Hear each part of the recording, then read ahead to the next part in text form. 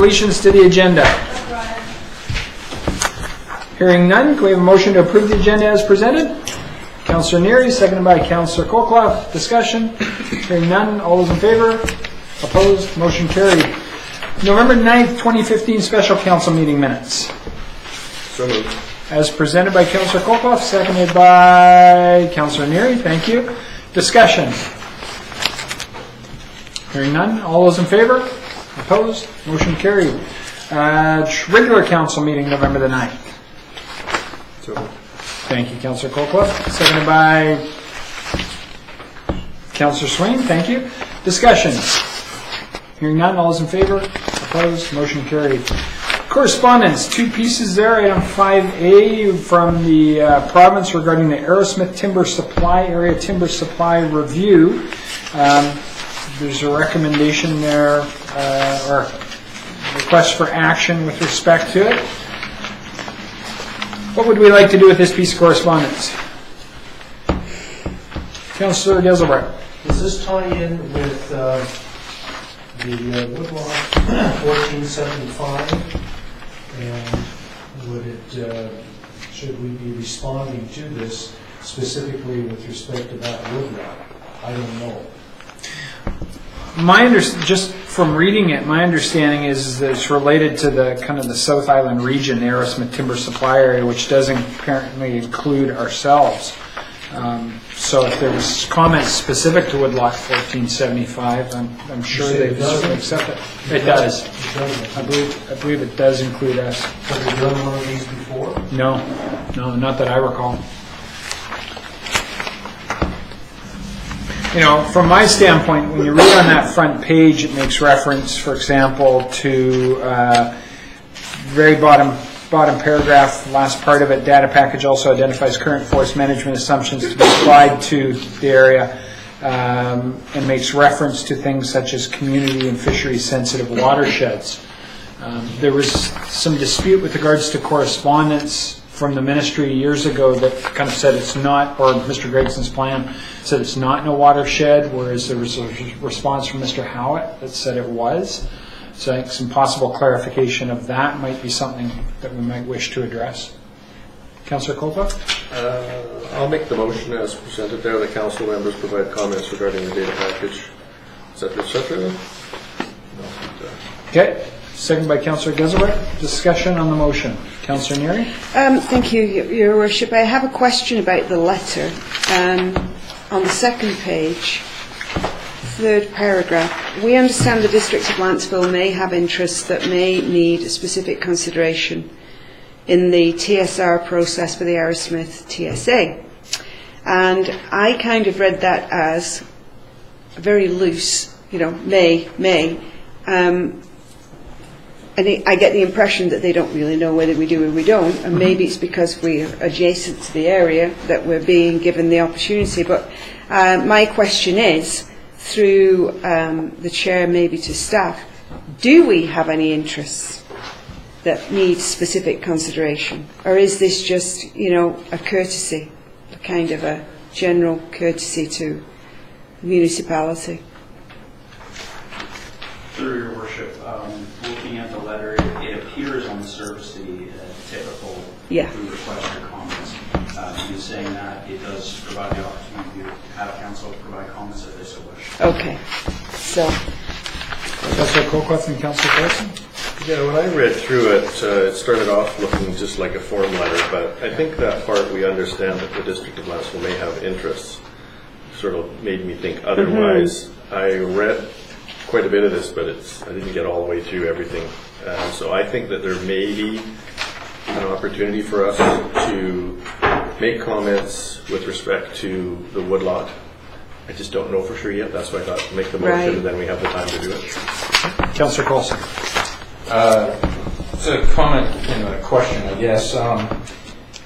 This is ultimately to determine the allowable annual cut, and I think that's a broader study. I don't know if it actually would zero down into like individual woodlots or woodlands throughout the region. So certainly we could make comments, but I don't know if directly comments to the woodlot would be incorporated in this study that they're undertaking. I think they kind of look at the region and say, oh, we're going to cut X number of cubic meters of wood per year now for 10 years. Whether they zero in more detail, I don't actually know. Well, it does make mention in that, again, in that same paragraph, that the data package is compilation of and includes, for example, recreational sites and trails, roads, landings, economically inoperable areas. So it does appear like they're drilling down to some level of specific nature. Councillor Coppola? My thoughts were the same. I just thought it's still made, because of those comments that you just reiterated, there's still maybe an opportunity for us to say something. So Okay. do what you can do. Anything further? Okay, hearing none, all is in favor of the motion? Opposed? Motion carried. Do note then that comments to be provided to staff by December the 4th, so that they can, in order to meet the December 12th deadline. Second piece of correspondence from the regional district regarding initiation of process to amend the regional growth strategy. This is one of the reasons why Mr. Thompson was here a few weeks back, or a few meetings back, in order to begin to familiarize council with the regional growth strategy. So basically it's laying out their expectation with regards to process and what some of the amendments themselves would be. Do note that part of this came out of a bit of a dispute related to Qualicum, and then it was kind of one of the main times they've used these sections or needed to interpret these sections, so they're looking to clarify the process with regards to minor versus major amendments. So at this time, all we need basically is a motion to receive. Councillor Neary, seconded by Councillor Coulson. Discussion on the motion. Councillor Colclough. Question through Yes. to you. In your experience, do you think that this is going to address the issue? Based on the comments that I've heard from representatives of Qualicum, and then also with regards to the regional district itself, the dispute revolved around these two sections where they read in conjunction with each other or separately, and then also that definition of what's a full OCP review. Because in some cases, they look at the OCP, oh, that's a full review. I looked at it and moved on. It's a step to it, in my mind. I still think that there will be some challenges around what's considered a full official community plan review process. Yeah. Yep. That's the thing that it didn't seem to address to me as well. Yeah, and you know, with regards to it, the dance that they're kind of doing is how prescriptive do you get, recognizing it's an RGS type thing versus an OCP thing, but you know, recognizing that the RDN is not a senior government to us, but because of the RGS side of things, we are tied. So, you know, the comments will come out of the review process in that regard, and we'll just kind of monitor it to see which direction it's going. Any further discussion? Hearing none, all those in favor of the motion to receive? Opposed?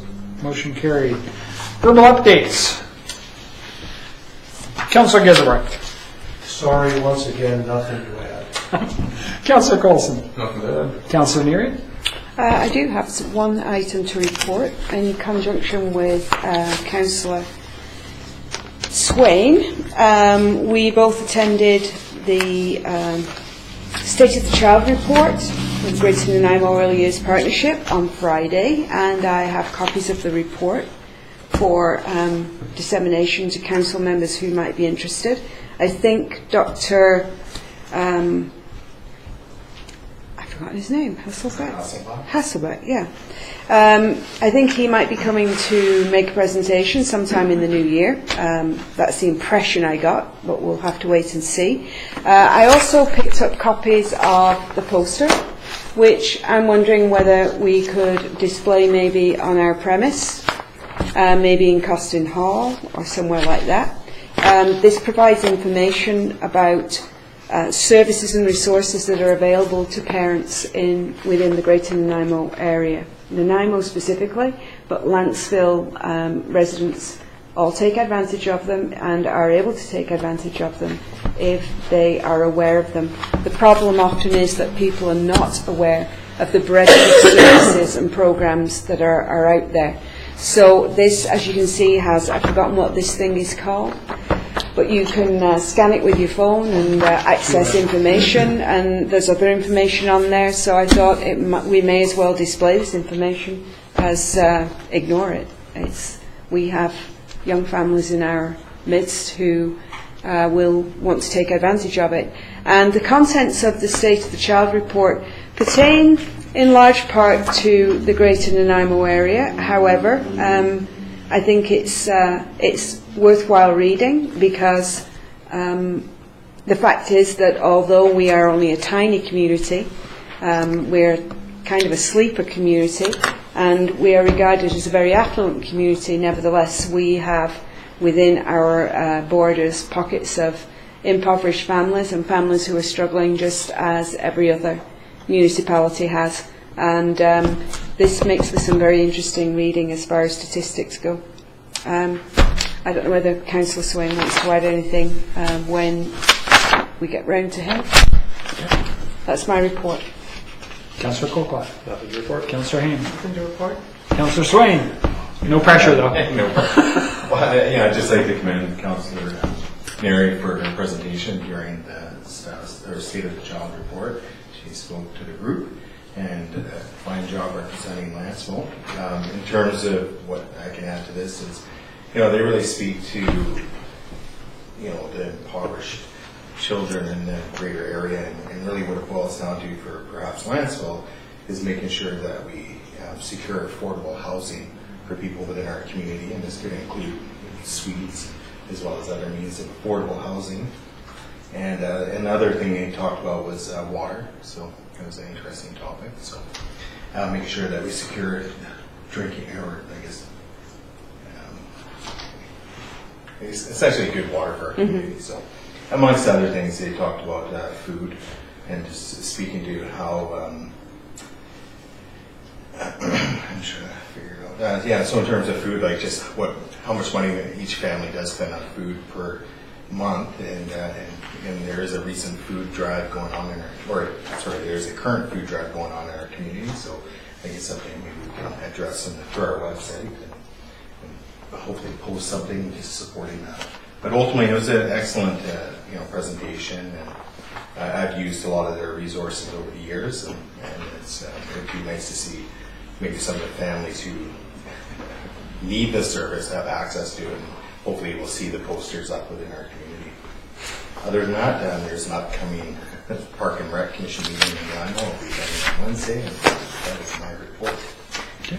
Just a quick comment. Could you give one to the school so they could put one up at Seaview, the posters? Absolutely. Yeah, I think that's an excellent idea.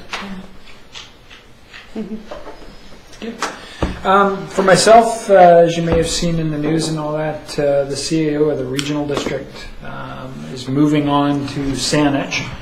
So there's an opening there. So the next aspect with regards to the RDN will be retaining a new CAO in some respect. So that in itself will be an interesting exercise, recognizing the diverse interests of the individuals involved on the board itself. But that's the biggest action that's coming out of that area at the moment. From a budget perspective, the initial budget from the RDN shows a 1.6% increase for Lanceville across the board. Each municipality and electoral area has a different increase depending on what basket of services they get from the region. So that's what we're currently looking at.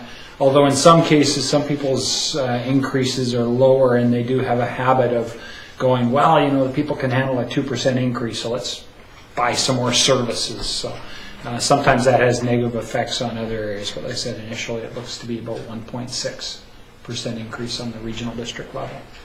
So, okay, moving on. Parks and Rec Commission, October 22nd, 2015, minutes for information. Councillor Colclough? Moved by Councillor Colclough, seconded by Councillor Hain. Discussion. Councillor Colclough. Page 18 of the agenda package at the bottom there's reference to Rotary Park, and the Rotary Club was not a direct donor builder of the park. They were. Yeah, they were. Yeah. Because I did it. And taking it a little personally, right? Well, It was the first project of the Rotary Club of Lanceville, which I'm a charter member, and anybody who's been in the community would remember that it was extensively overgrown with blackberries and other bush. So it involved the clearing and the grubbing, planting, the surveying, the cut and fill, all materials, everything was donated, even the equipment time was all donated, so it didn't cost the community anything. That's why it's called Rotary Club. Okay. Thank you for that information. Anything further on the minutes? Hearing none, all those in favor? Opposed? Motion carried. Next item, Lanceville Historical Society Work and Storage Space Options. There's a staff report there for information detailing some of the history as well as some attachments related to some of the history on the Historical Society Work and Storage Space Options. Move receipt for information. Moved by Councillor Hain, seconded by Councillor Coulson. Discussion. Councillor Colclough. Well, I think in light of some of the conversations on our tour of buildings today, I'm not convinced that there isn't space, so I'd like to see the district pursue this further. Okay. Further discussion. Councillor Neary. I have a question about page 23. I'm not sure who or if anyone can answer this, but in the second paragraph at the end, there's a reference to fundraising. Fundraising is more difficult and time-consuming than when we raised $20,000 towards the purchase of the old United Church property for the district, a project which we initiated and led. I'm presuming we is the Historic Society.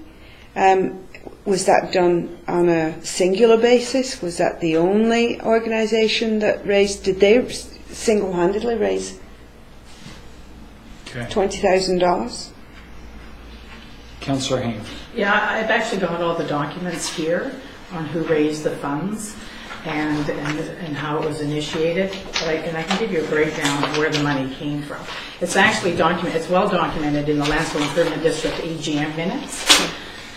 The OAPO raised $20,000. The LID got a GoBC grant for $20,000. According to the minutes of the Just slow down just a bit. Oh, sorry. Can you start over again? Yeah, the OAPO raised $20,000. The LID through a GoBC grant received $20,000. So, point of order, Your Worship. So I was only referring to this. This is only there's one $20,000 fundraise that's referred to here. So the OAPO was previously, or was the organisation that became the Lanceville Historic Society. Is that correct? Became the Seaside. Oh, Seaside. Yeah. Thank you. So just to finish, so everyone is aware, the Historical Society provided a $1,000 donation. The fire department provided a $1,000 donation. The purchase price of the church was $60,000, and according to the notes, the minutes here, it says the remainder of the funds was raised through casino nights, donations, and whatever fundraising efforts are required. And through talking to the residents, it was kind of a community effort. And they used the tax number, the charity number from the Historical Society for any donations. So it was a combination. Yeah, it was a group effort. Okay, thank you. Further discussion. Okay. Any further discussion on the motion to receive? Hearing none. All those in favor? Opposed? Motion carried.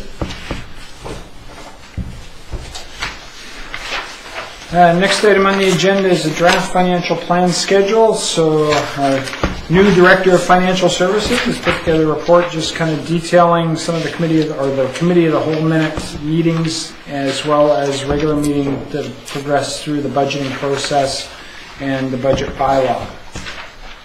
So we need a motion to receive, and so Jeannie's here for any questions. Moved by Councillor Colclough, seconded by Councillor Swain. Thank you. Discussion.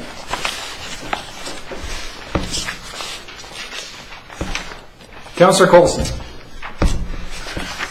think we had many more meetings than this last year on the topic. Last year's meeting. About 6 is what I recall. It's 5. It's 5 here. 5? Yeah? It's Yeah. 5 here. Yeah. No, last year.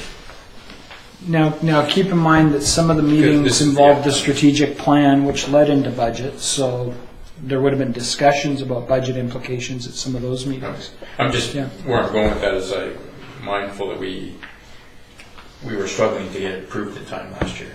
And so are we best to schedule some additional meetings, and if we don't need them, cancel them, just so that they're in our queue if they're needed?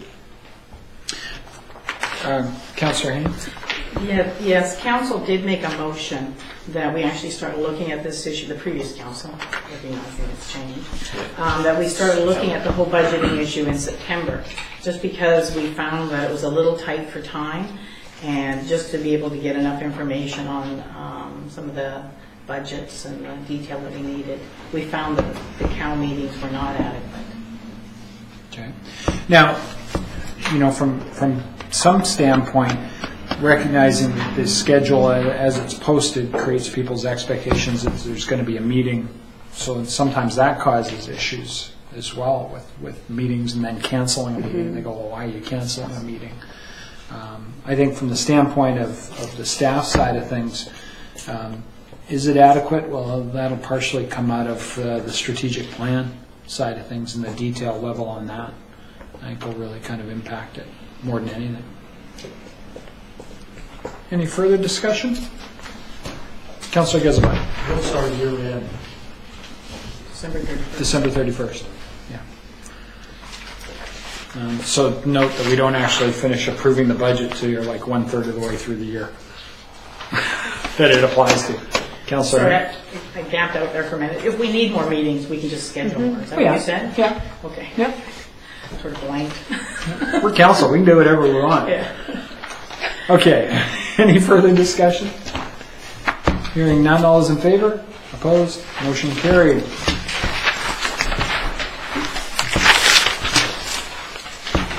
Which gets us to public participation. Public. Mr. Blood. I'd like to clarify Councilor Neary's question. The Historical Society, casino nights, I don't know, you might not be aware that the original legislation around casinos required that the charitable organizations actually provide volunteers to go and work. So the Historical Society organized those casino nights at the old Great Canadian Casino on Chapel Street downtown. And I think 3 or 4 nights altogether.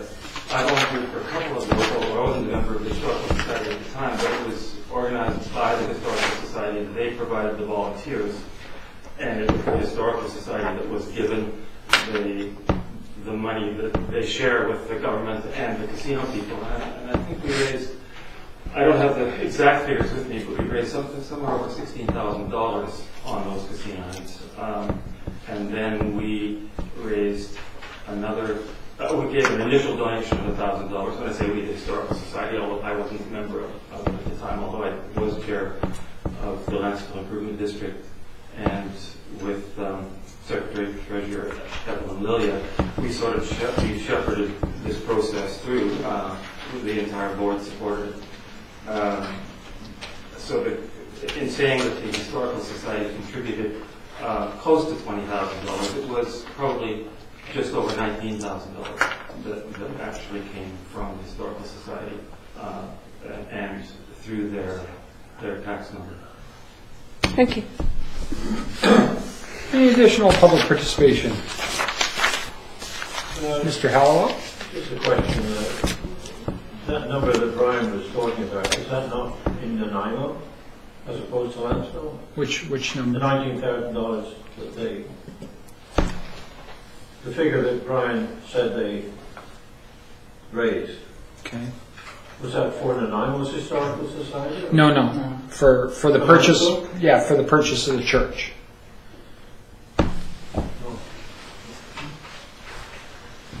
Okay. Anything additional? Hearing none. Do we have a motion to go in camera? Somebody? Anybody? So moved. The council closes the meeting to the public pursuant to section 90E and I of the community charter for the purpose of considering acquisition, disposition, expropriation, etc. Second by